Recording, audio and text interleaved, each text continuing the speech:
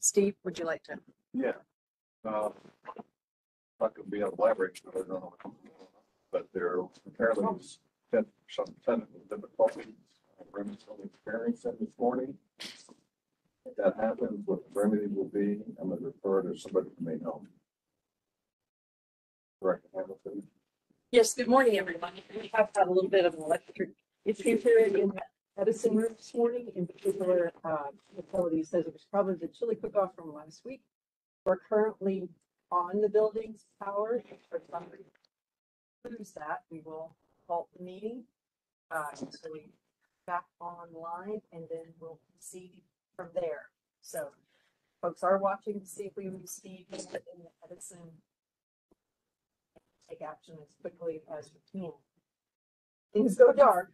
Bear with us. We'll be back. Hopefully that won't happen. So bear with us just a minute. So, ready to go? I think we are. Now call the regular meeting in the Louisville roll order. We're going to okay. Conference. First thing is have a forum on the president on the telephone. The volume is really low. Barely hear you guys. That just changed the way I talk, or is there something else? We check. It's got lights on. Check out the light and select it as now the mic. One moment.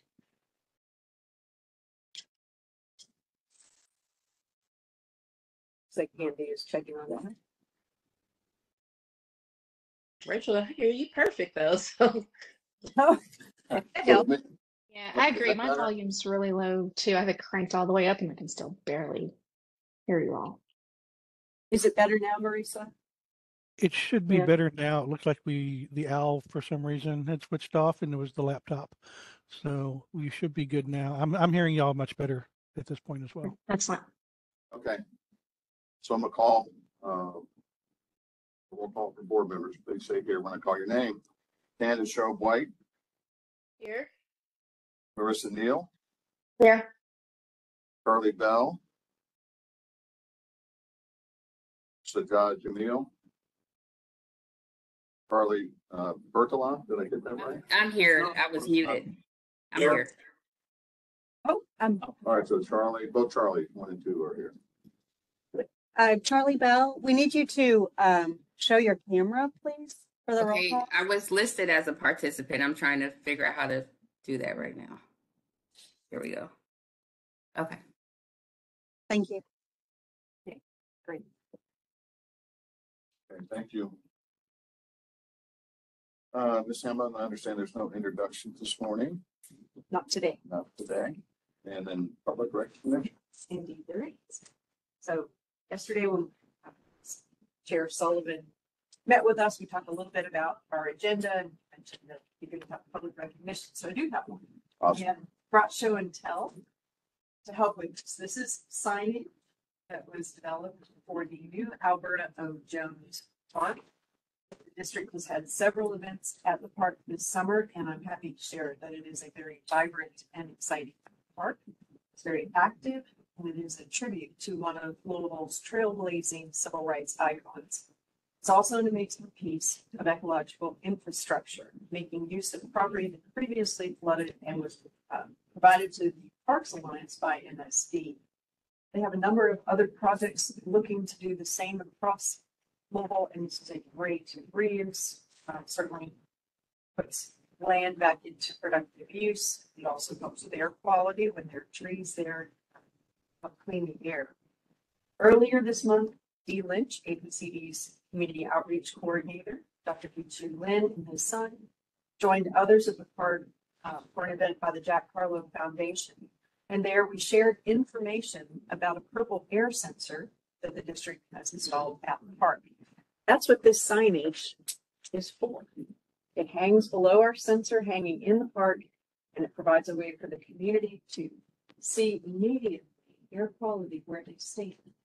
Now, during the event, there was also another video provided by, I forget the name, Brain Image. I believe it's your board chairs now. Brainstem. His business, Ricky Mason.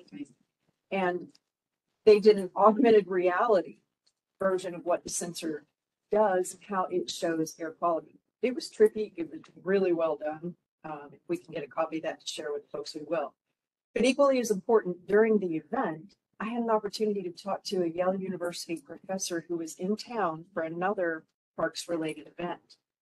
She was absolutely effusive about that sensor being used in the park, the signage that the district had developed, and how the installation helped link clean air, health, and community together for those in the park and the neighborhood. Her praise of the signage that Matt Mudd developed, our APCD communication coordinator, was truly, awe-inspiring to hear. She particularly noted its elegant design, clear messaging, and incorporation of technology with that QR code. The number of folks that Dee and I got to talk to, and Dr. Lynn as well, about understanding air quality and how information can be used to plan your day. Take your kids to the park on an absolutely gorgeous day and have a science lesson at the same time.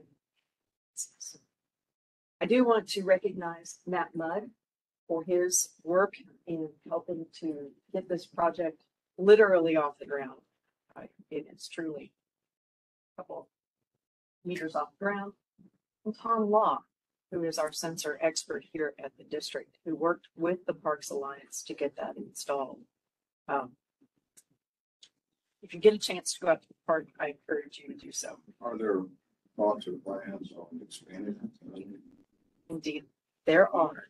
So the district has received an $87,000 grant from US EPA for an air sensor lending library. We are acquiring that equipment and will be able to work with community groups, neighborhoods, and schools to stand up sensor networks to really look at that kind of micro scale particulate matter pollution. So Tom Lobb is our resident expert and serves on the US EPA work group on sensors and sensor deployment and development. But I think as we move forward, these sensors are getting better and better. We'll be talking more about the sensor lending library, as well as some additional equipment that we've received it's almost $1 million grant for, that will include some mobile monitoring capabilities by the district with another group of sensors. So with that, Matt, Tom, Dee, thank you all very much. And if you do have your phones and you come up and scan the QR code, the website work that Matt has so that you can see that sensor in real time, including the sensors that are also installed out in your lake forest. Everyone's purple airs, whether they're the districts or the publics, can be shown on the map through this QR code. Thank you. Without the minutes from our previous meeting, which was on August 23rd, there was 3 sets of minutes distributed, including the policy committee meeting, the public hearing, and the regular meeting on that day. Are there any changes to these meetings by board members? Hearing none, those minutes are approved. We'll move to the public comment section on the portion of the meeting this morning. Ms. Horn, is anybody ready to make a comment? They have not. Does anyone provide a written comment for this morning's public? No. Are there members of the public in this room that wish to make a comment? So please raise your hand. Move on. Are there any members of the public that wish to make a brief comment on this video teleconference? If so, please raise your hand via video teleconference and call on. This is a feature defined in the fifth list, or by pressing star 3 by phone. You will be called. Ms. Horn. I see no raised hands. This completes the public portion of the meeting. unfinished business. Last month, we did not have a quorum, so we have two issues in regards to unfinished business.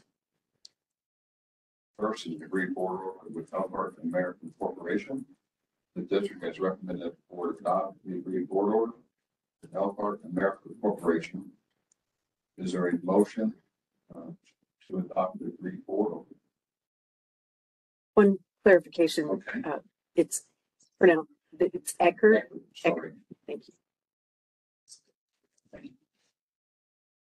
Okay, that correction being made, is there a motion to adopt the agreed board? I'll make a motion to adopt the agreed board order. Thank you. Is there a second? A second. Thank you. Is there any discussion from the board on the agreed order? If not, I will take a roll call of the board. Please unmute your mic and say yes if you wish to adopt the agreed board order with Eckert American Corporation, and no if you do not. Candidate Joe White, Yes. Marissa Neal, Yes.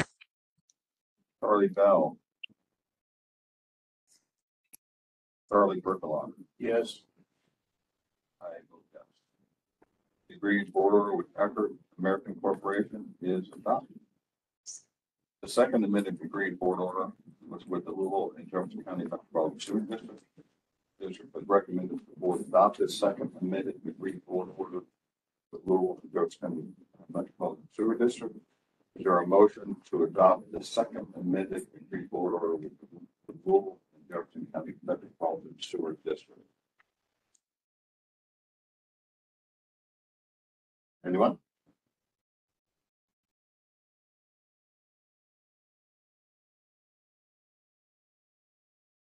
Just to be, I'll make a motion. Oh, yeah. Okay. I'm sorry. I'll make a motion to approve that board order.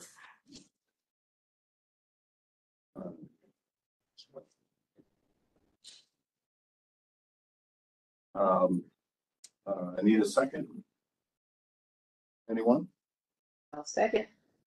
You? Or, or any discussion related to the board order, second agreed board order? Okay. The Berkelon. There were some statements in that board order regarding to budgeting and planning, and comments about possibly changing the plan to incorporate new state-of-the-art technologies. And I'm just trying to wonder from my past experiences in corporate, how if you have a plan and you have a budget, how are you going to make changes and not guarantee and be able to guarantee that the results you're hoping for you're still going to get? It's really a question. Vince? Yes. we do have representatives from MSD here in the room with us, and so I'll leave to them whether they would like to add anything more. Candidly, Mr. Berlin, this is MSD's responsibility. Good. And therefore, we do want them to have the flexibility as they are conducting a multiple project to be able to adopt and adapt to opportunities to improve from what they had originally planned. So whether in the absence of that, we would need to come back to the board, perhaps to amend an agreed board order, which would not be advisable for our board's purposes, because these are projects that will need to go through MSD's own board. So as they are modifying projects, there's going to be a public process on their end to encourage everyone to remember that MSD, like our own board here, is governed by a body of citizens. They do meet on the fourth Monday of each month at 1 p.m. They do provide on their website their board materials, and they're quite lengthy. Maybe one place where you can see more of the conversation around what technologies are better and why. But we do believe that the reporting requirements that we've provided for in the agreed board order should require MSD to explain why changes may be made once they propose an action plan so that the public and others can stay informed. There will be reports coming to this board, as well as the mayor's office and Metro Council and the Miss Keystone Board, to try to help better understand what will be, at least at this point, 5 years worth of capital intensive projects. Would anybody within the state care to add, make a comment? No, I think Rachel. Thank you. I will now take any other comments from the board. I think we brought the Technical difficulties. Thank you for. I think we'll need. Okay, we'll take a quick recess. We're back. Oh, we're back. That was quick. Any other discussion from the board? All right, I will now take a roll call. Please unmute your mic and say yes if you wish to adopt the second amended agreed order with Louisville and Jefferson County Metropolitan Sewer District. You know if you do not. Candace Joe White, yes. Marissa Neal, Yes. Charlie Bell, Yes. Charlie Bertolon, Yes. and I say yes. The second amended agreed order with Louisville and Jefferson County Metropolitan Sewer District is adopted.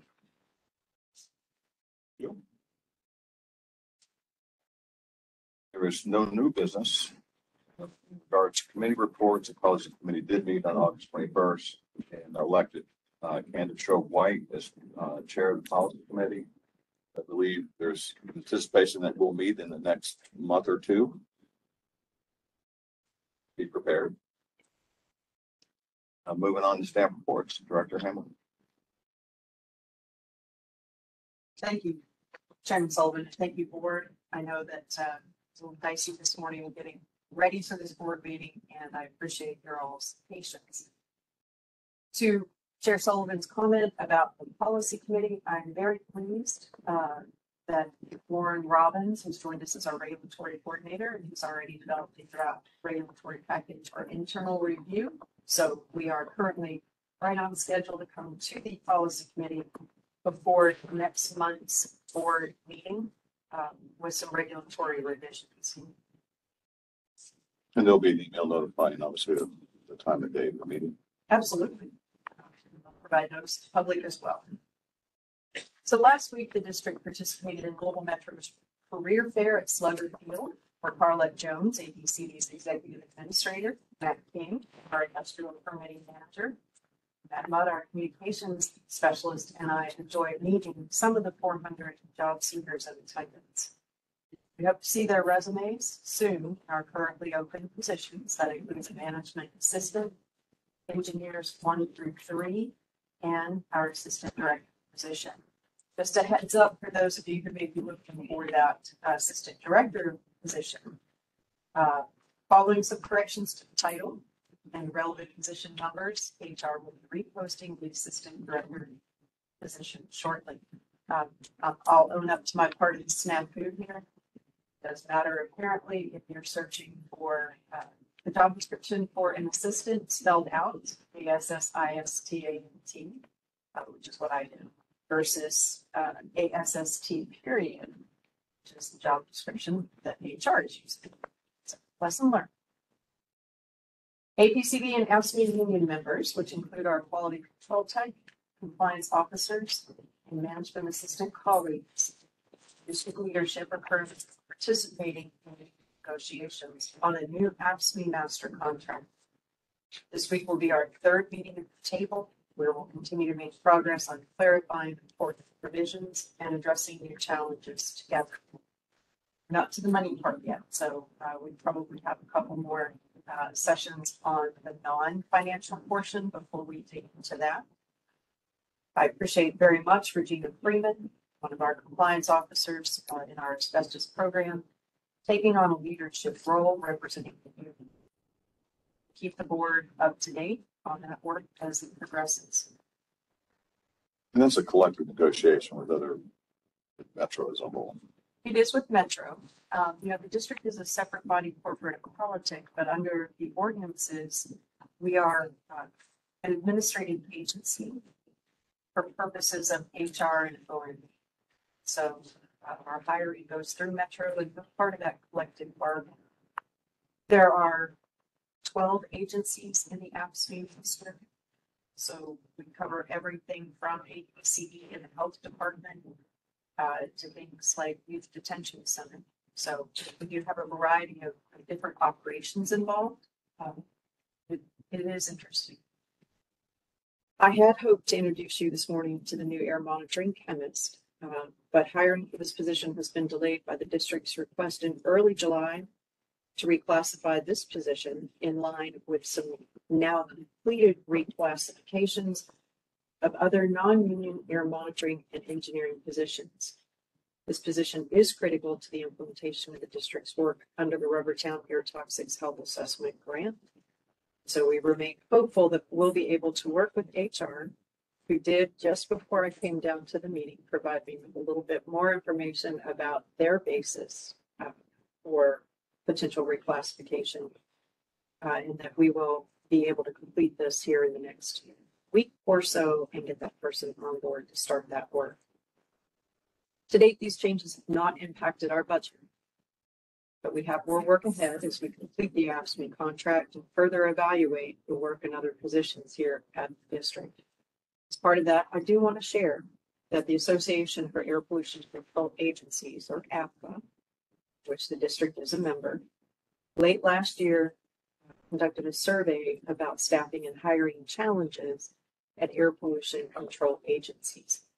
Among kind of the environmental groups out there, the environmental work that's done as a regulatory basis, those of MSD, wastewater, hazardous waste. Air is a very specialized and niche group, even among those specialized groups. And so almost universally, the surveyed agencies noted that starting salaries and qualified applicants were the top issues of concern.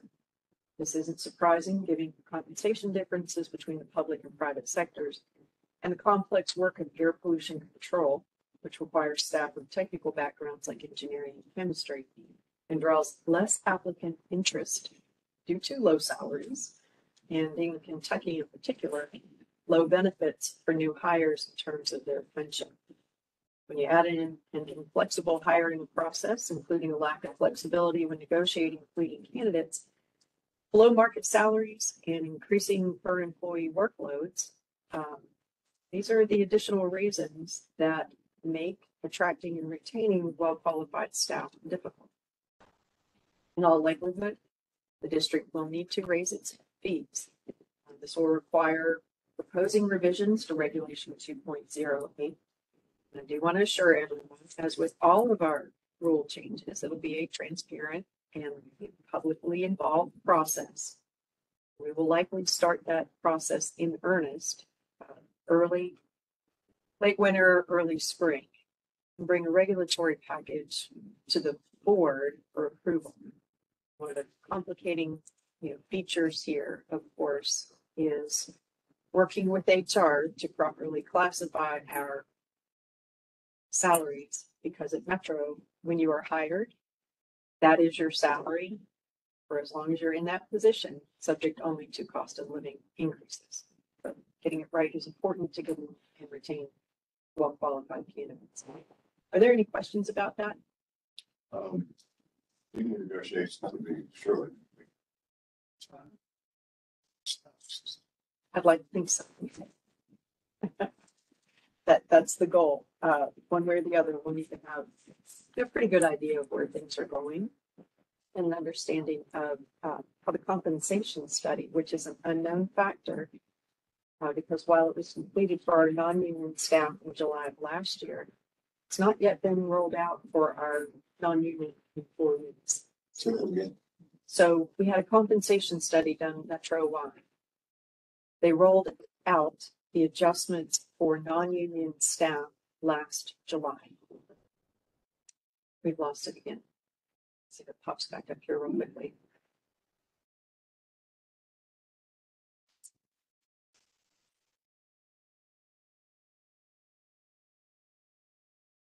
All right.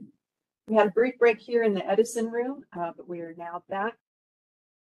Chairman Sullivan had asked about the compensation study, and I was explaining that metro-wide, there was a compensation study conducted, and the results of that were put in place for non-union staff effective July 1 of last year. The union changes have been held off pending completion of negotiations. And so what recommendations may come as a result of that compensation study have not been shared with the agencies. And so as we move forward, hopefully we will have greater insight into the compensation study and a better understanding of the impact it may have on our need to revise our fees. Mhm. What percent of the staff is union? Here at APCD, we have 11 positions. That's about 20% of our staff. And then for any of those part positions, either the sense of classification. Does that make any sense?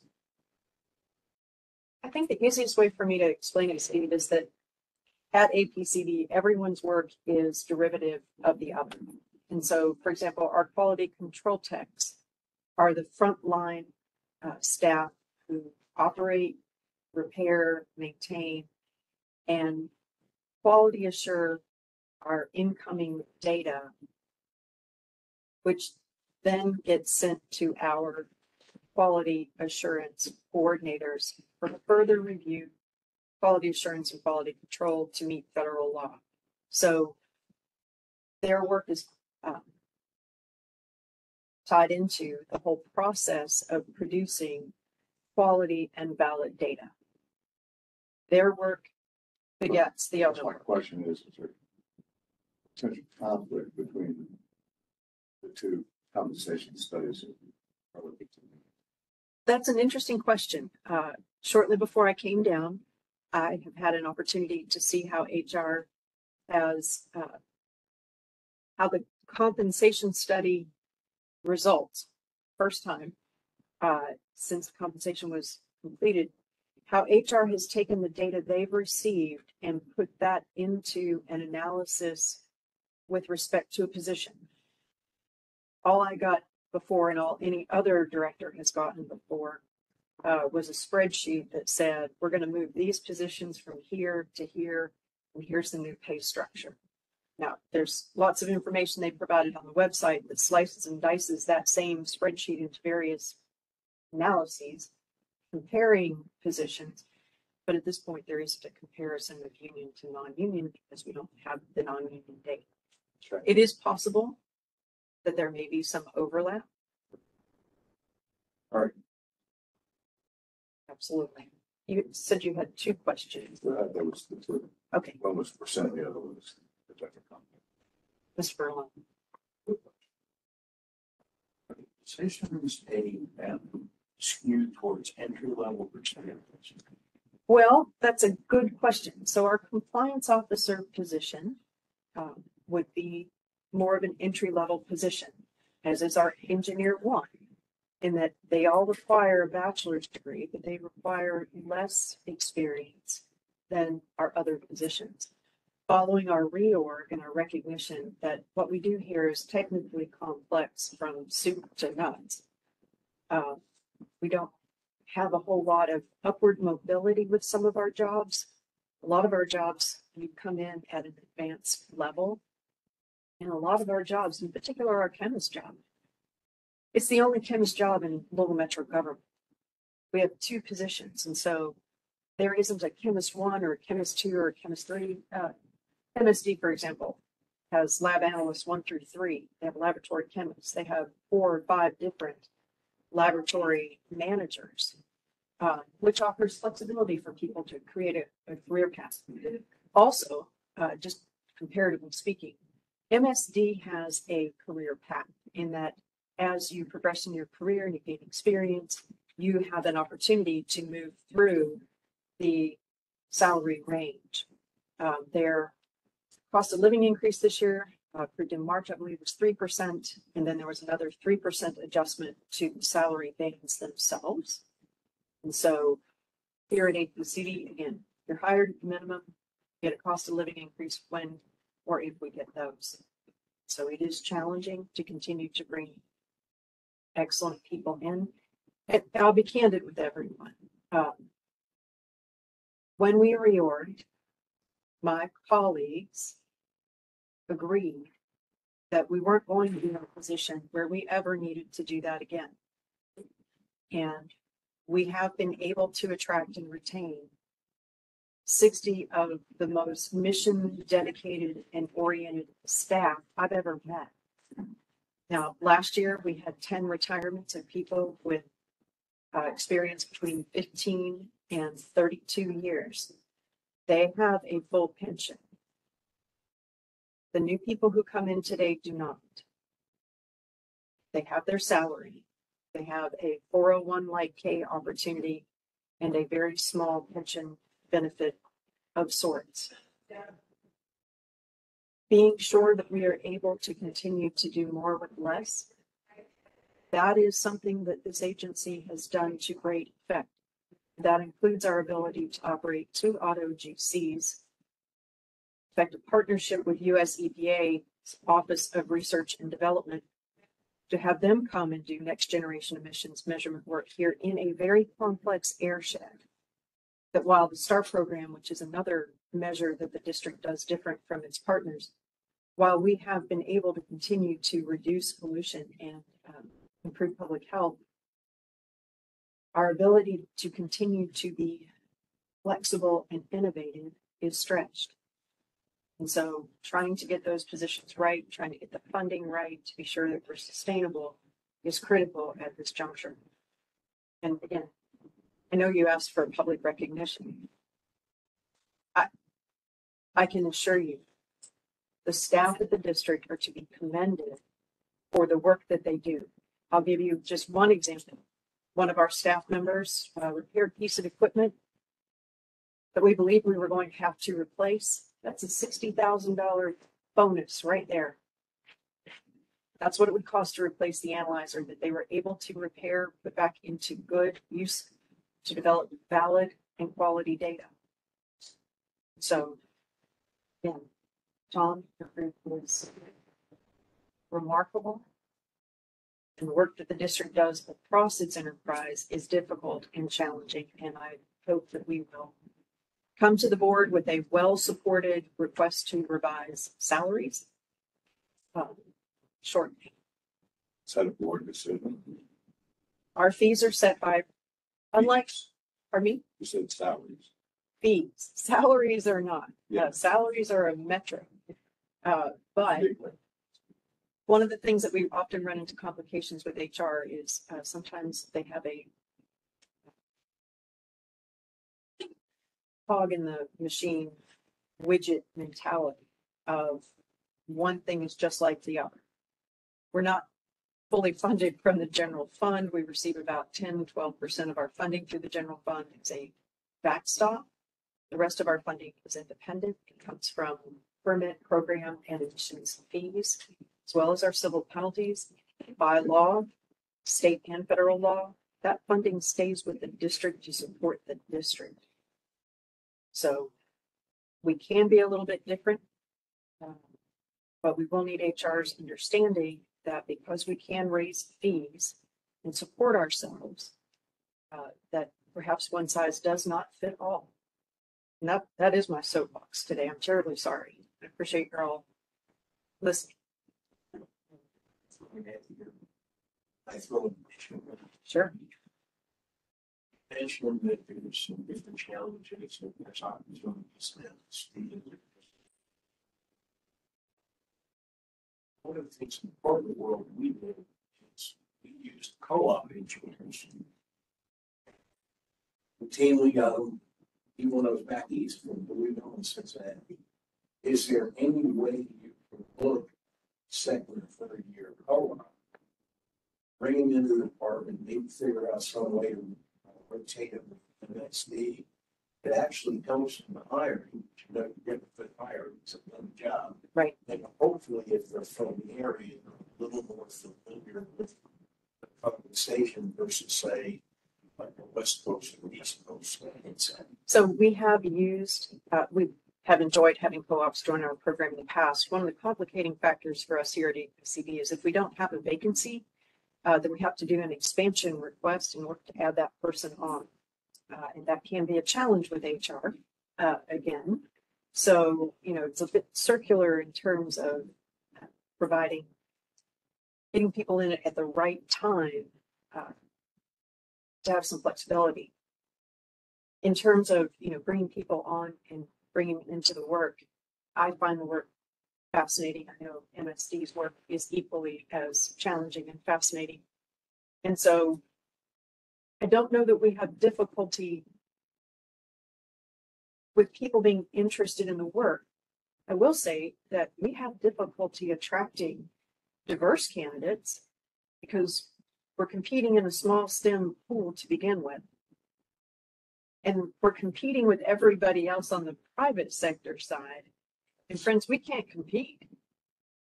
We can't compete. We've brought on some amazing staff members, had them poached. I won't mention LGE or others, but I can't remember. Sorry. Being coached from corporate world also. Well, to be honest with you, that's the nature. Yes.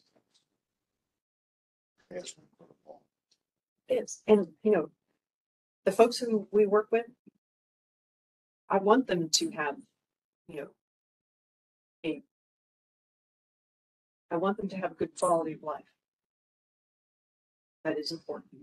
So, when they leave, no harm, no foul, door usually remains open. They go into the billable hour world, but they might miss us. Okay, so moving along. Public engagement wise, CARE, Kentuckiana Air Education, one of the district's community outreach and education programs, is again sponsoring Waterfront Wednesdays. This next Wednesday is the last Waterfront Wednesday of the year. And so if you go out, there are free concerts. Please stop by the CARE booth, say hey to Dee, and let her know how much Louisville's air quality means to you.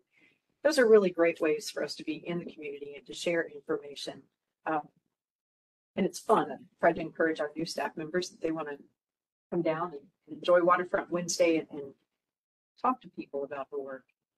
In addition to Dee's very busy summer calendar, some other notable engagement opportunities in the last month include Karen Thorne's presentation on air quality and the Strategic Toxic Air Reduction Program to the Kentuckiana chapter of the Certified Hazardous Materials Managers, and Matt King's presentation last night on emissions reductions and air quality benefits from ASRC and LG&E's coal to natural gas boiler conversion projects. These are two projects that are currently underway, and together these will be completed by 2027, and they are expected to reduce more than 5,000 tons of nitrogen oxides and more than 3,000 tons of particulate matter, both of which are important for the attainment of the National Ambient Air Quality Standards for ozone and particulate matter.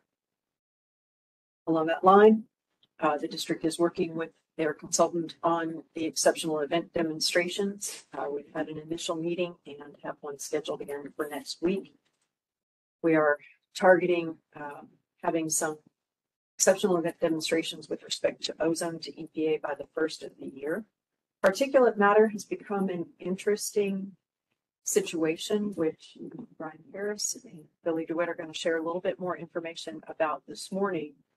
And then again, before I finish, I really do want to express my thanks to MSD and to the board for finalizing the agreed board order. Summer has been markedly better than last. I look forward to seeing them complete the work that they have planned. Are there any questions about my report before we move on to the presentations? Board members online? Thank you all very much. So at this time, the district would like to provide an update on EPA's network data alignment. Previously, the EPA identified a potential need for an alignment of the T640 and T640X PM2.5 concentrations to address a high bias between the federal equivalency method and the federal reference method. EPA has now retroactively applied the network data alignment equations to all hourly unaligned T640 data in the AQS air quality system. And that goes back to 2017. So, Brian, I'll turn it over to you. And then once Brian is done, we have another presentation, a short one from Matt Mudd to follow up.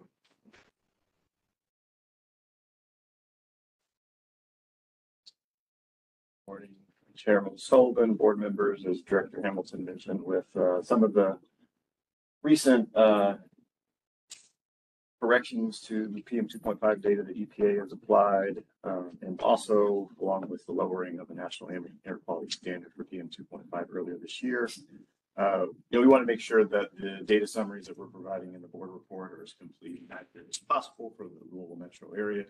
So we made a couple changes to our air quality data summary board report, and just wanted to outline a couple of those changes this morning.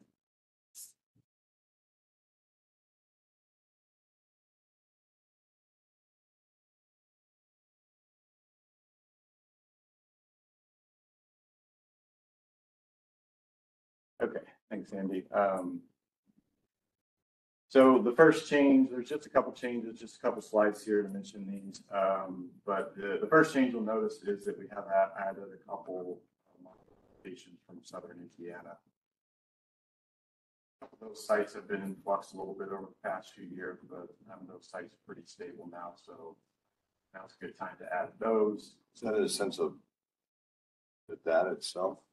I'm sorry? When we say in flux, what's that mean? They've had to change site locations a couple times, and they've had a period of time where their site was down for a period of time. So there was some missing data for a period of time. But the Jeffersonville, Indiana, and the New Albany, Indiana sites are now added to that PM 2.5 data summary report. Andy, if you click on the next.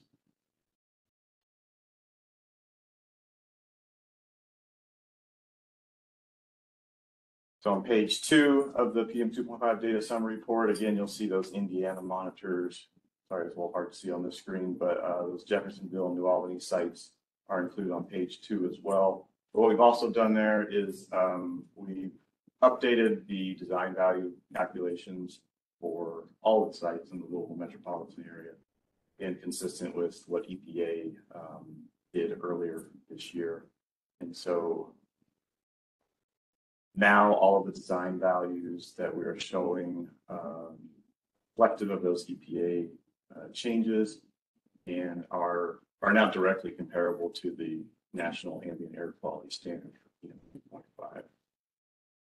So all those data have been updated, and then ultimately what our end result right now is that we identified the Jeffersonville monitor in Southern Indiana as the design value site for the local metro area. So that basically means that it contains the maximum annual average or three-year average for the local metro. And if you want to go to the next slide, Andy. So, after applying some of those, the data alignment corrections to the PM 2.5 data, so we can now show our design value trends for the last 25 years or so. And then we also show that along with the changes to the national ambient air quality standards that have occurred over that time too.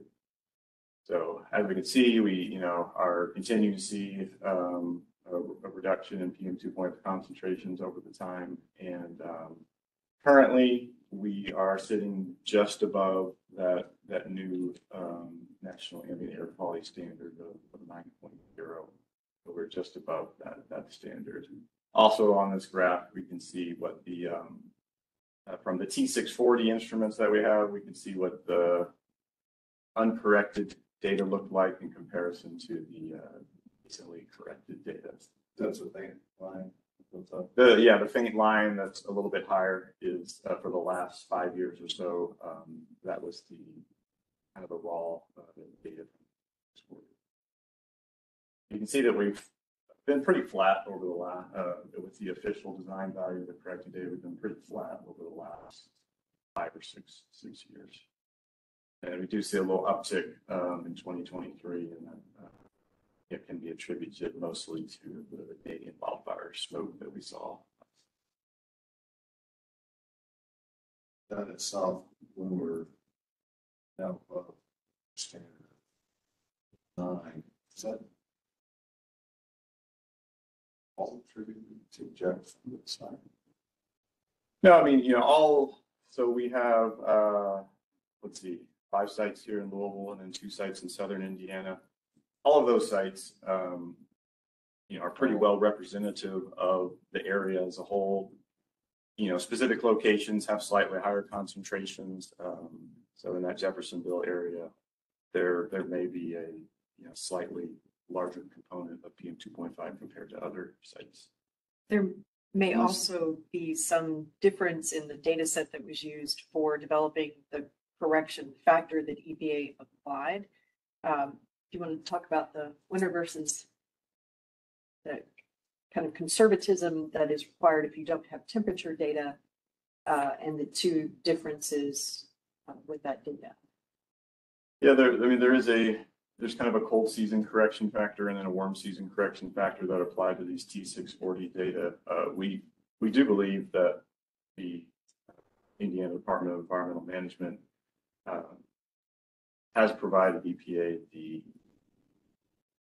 ambient temperature data necessary to apply the corrections for both cold season and warm season. We need to provide, have some follow-up conversation with him just to confirm again, but let me ask another question.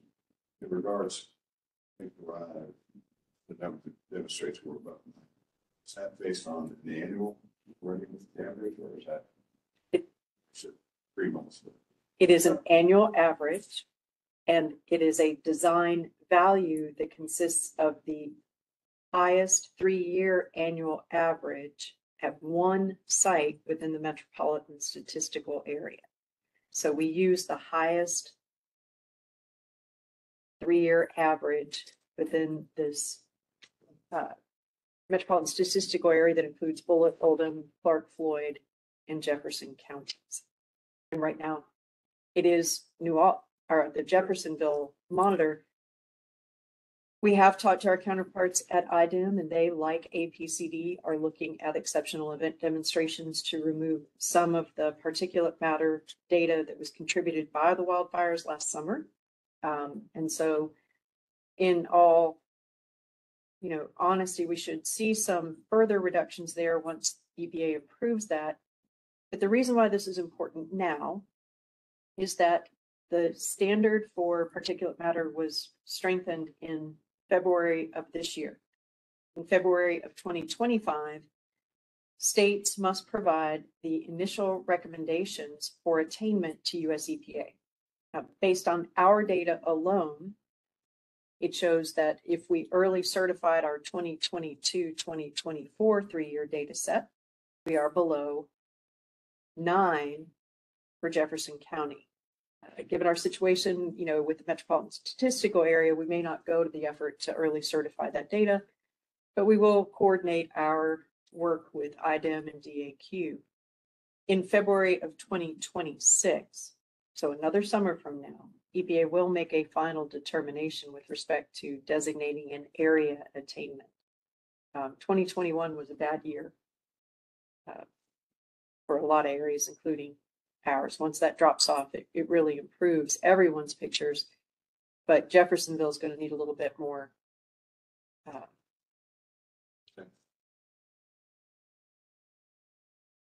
That's all that I had. Have to take any additional questions. Yeah. Maybe another fair question that I'm asking. Do you have any feel, is there any data that shows the sources?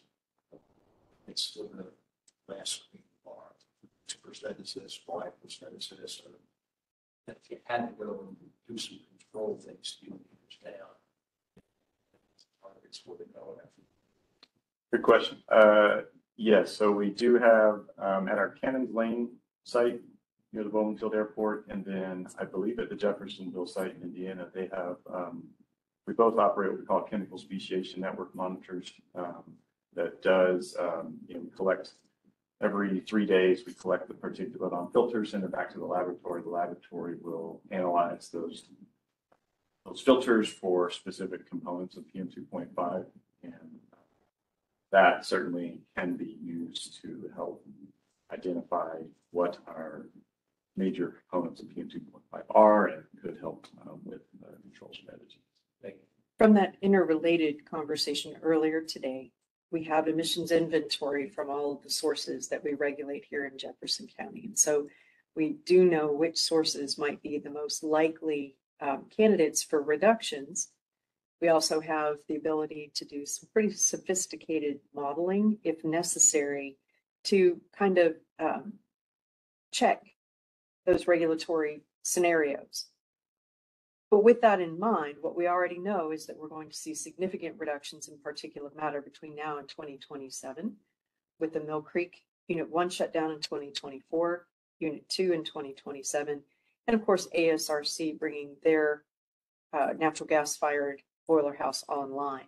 There'll be other reductions in PM that we'll see from continued turnover in the diesel fleet rule. That implementation, that rule passed in 2013, and it sounds like we should have already seen the maximum benefit, but due to the age of those, or the ability of those units to run for decades, it's still a productive source of PM reductions. And of course, vehicles continue to get cleaner. So, for us, there's always something in play in terms of trying to forecast where we're going to be and what we may need to do. But I'm happy to report there are already on the books big emission reductions. Good job. Yeah, thanks. Matt Mudd?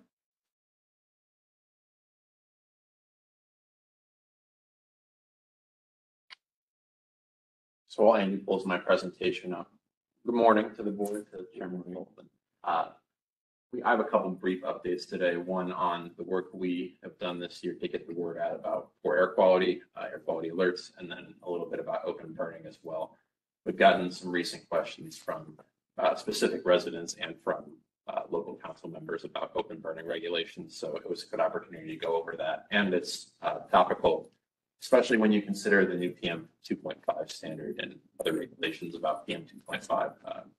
Burning is a reasonable source of PM 2.5, so always something we want to look at, especially this time of year as it gets a little cooler. So first, a little bit on air quality alerts. As I said, the work we do to inform the public about potential poor air quality, and if you can go on to the next slide, please. So what could be a recap for some or a review for some and news to others, a little bit about our air quality alerts. So the Air Pollution Control District works with the Indiana Department of Environmental Management to forecast the daily air quality index category for two pollutants. That would be ozone and fine particle pollution, or PM 2.5. The air quality index kind of signified by that alert sign over on the right. It ranges from good, green, to hazardous, which is maroon, including good, moderate, and unhealthy for sensitive groups. Those are really our only forecasted air quality categories here. So if the air quality index is forecast to be unhealthy for sensitive groups or worse on the air quality index, an air quality alert is issued. That alert includes information like what pollutant is causing the alert, the AQI category of that alert. Like I mentioned here, that's nearly always these days unhealthy for sensitive groups. We seldom see anything above that. Once during the wildfire smoke last year, we had an unhealthy. What those sensitive groups are for ozone, for example, our most common alert pollutant, that would be children, older adults, those with breathing conditions like asthma or COPD. So we have those sensitive groups in there, and then actions that folks can take to help reduce their own emissions of air pollution and their own exposure. For example, with ozone, we might say, if you're going to go out and do exercise today, do it in the morning when ozone levels tend to be lower rather than in the afternoon and evening. And then we also always include a link to live air monitoring information, whether that's our own Louisville Air Watch or EPA's airnow.gov. Next slide, please. So when we send out an air quality alert, first thing we do is we send it to our air pollution control district and care email lists that has over 8,000 recipients, which includes direct communication to APCD staff and members of the public. But to get that information out even further, it also includes media. So we often get media, including meteorologists and other reporters who want to report about poor air quality conditions. You'll see on the bottom right there, our own Brian Paris doing an interview last year during the smoke impacts. So that was pretty topical for folks, and appreciate our staff being willing to talk about that. It also goes out to the National Weather Service. That's why when you open your weather app, it pops up on your weather app and says there's an air quality alert right now. So they're very helpful in getting the word out. And then other peer organizations like Trimark, for example, who puts it on their highway signs. It says air quality alert, tune into local media. So not only are we reaching the public directly with that email list, but we're finding other organizations to help get the word out. It also includes our air quality action partners. That's a group of local businesses that have voluntarily volunteered to take actions when air quality alerts are issued to protect their employees and to reduce their own emissions. We also contact the Metro Mow team, basically anyone within Louisville Metro government that operates mowing equipment. It triggers our city's policy not to mow on air quality alert days. Prior to that being implemented, we have received a decent amount of feedback from the public that when we tell people to reduce their own emissions on these days and they see Metro employees operating gas-powered equipment, it might ring a little hollow. So it is an effort that all of us as Metro government are taking. On that note, we do still continue to receive a decent amount of feedback from the public that when they see gas-powered equipment like blowers or other string trimmers or things like that being operated in public spaces, it's still a concern of theirs, even not on air quality alert days. Something for the board to keep in mind, especially next month as Bradley Coombs provides his quarterly lawn care for cleaner air report. But that is definitely something that's on the top of mind for the public. We also post the air quality alert information to APCD and care social media channels. And especially starting with the smoke impacts that we saw last year, we've tried to include more regular updates on when air quality is actually poor, when those numbers actually get up as the day goes on those social media channels too. And we post it to our websites and turn on an alert banner for anyone who accesses our site to see that an air quality alert is in effect. Next slide, please. So I want to reiterate the note that an air quality alert is a forecast. It is a warning we send out ahead of time when we believe that conditions are conducive to poor air quality. It does not mean that air quality is bad at that exact moment. So what I have listed here is the air quality alerts we send out the last couple of years versus what ended up actually being an exceedance, or days where we actually saw air quality that was unhealthy for sensitive groups or worse, as you would see signified in your report. So if you look at this year, we have sent out 11 air quality alerts. Those are usually sent out the day before. And then we saw 12 actual days where there was an exceedance. I think if you talk to folks here in our monitoring group and myself and Dee, who do our communications, and Dee runs the care communications, we'd probably prefer to see the number of air quality alerts, if anything, a few more than the actual exceedances, just so we're forecasting with a reasonable amount of caution. But it's a thing that we're continuing to work with IDEM on to get that forecasting just right. So, period of these that flex the same as the ozone season, or is it? This is a calendar year, so 2024 is so far, but they all generally happen during ozone season. Even last year, when we saw that significant uptick because of wildfire smoke, primarily is the cause of that uptick, it was all really during ozone season too. So you'll see that we had an uptick both last year and a little bit more this year than those previous 3 years. But so that is it on air quality alerts and kind of the work we did this year, and just a brief update. Does anyone have any questions before I move on to open burning? Okay. You can go on. So briefly, we'll just do a quick open burning overview, what's allowed and what isn't. So we heard a decent amount of feedback. We get reports from residents about open burning that may be happening in their neighborhood that's illegal. Our COs go out and investigate those types of reports commonly. So we want to get the word out as much as possible about what is legal and what isn't, so folks are doing that less often. So first, what is allowed here in Louisville? So if you do not acquire an open burning permit, what is allowed is either a recreational fire that uses clean, dry firewood in an improved fire pit that is up to 3 feet by 3 feet by 3 feet. When it comes to recreational burning, that is what is allowed. That is all that is allowed without acquiring a permit. You can also use burning to do non-commercial cooking with certain restrictions that are laid out in APCD or District Regulation 111. So if you acquire a permit through APCD, an open burning permit, we have a significant amount of information on our website about how to do that. You can have a recreational fire, same stipulations, but up to 5 feet by 5 feet by 5 feet. You can have certain ceremonial burns, agricultural burns, and firefighting training fires. Like I said, if you acquire a permit. Permits one time specific? I think for each instance, but I don't see any point. Oh, Steve. So you can apply for one with like out dates. So you'll say, I want to have a bonfire for my church on Saturday this weekend or next weekend. And there's some other caveats, but depending on what it is, we'll go out and inspect it, make sure it's going to be requirements, and then we'll make sure they know air quality alerts and that kind of stuff. There's a little more to it than just we're going to do it. Here's a piece of paper. Okay, but it's generally for an event. Yes, it is for an event. And the stipulations are laid out for each of them in the regulation and when you're acquiring the permit. But that's what our compliance officers and compliance staff will help people with when they apply. So next slide, please. So what's not allowed, a much larger category. So burning yard waste, trash, or anything else for means of disposal is not allowed here in Louisville Metro in any case. Really, anything that isn't clean, dry firewood is not allowed to be burned for recreational purposes. You also cannot have recreational fires with regular, clean, dry firewood outside of a legal fire pit.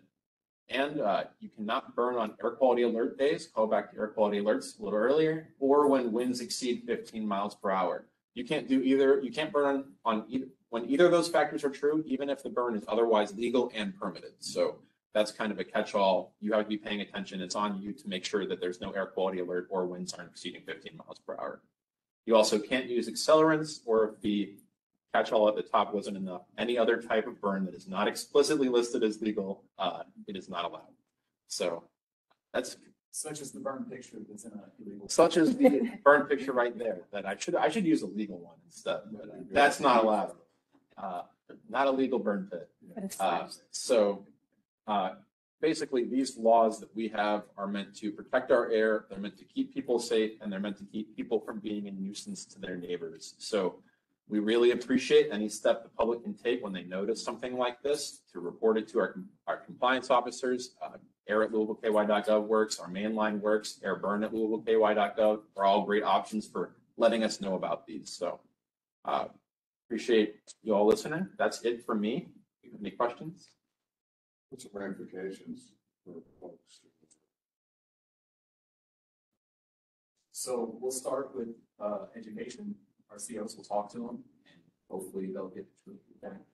Then we'll move on to a warning letter, or if we aren't able to communicate with the president this morning, we'll issue a warning letter. It goes to the tenant living there. We'll send it to the landlord as well as the rent stipulates owner or operator. We can issue financial penalties. It's a few $100s. These are going to. Okay. We've actually taken a few of these to the court. Yeah. So when we issue the open burning, like, permit or something, so are we supposed to inform the local fire department? So how do we, if any neighbors complained or anything? But that's part of the application process. These fire departments sign off. They'll inspect it as well. Okay. Thank you. That does conclude our meeting. Thank you very much. We kind of go over some of the air quality reports that were submitted electronically. Any other questions on those? Case 2.5, that what's the enforcement status?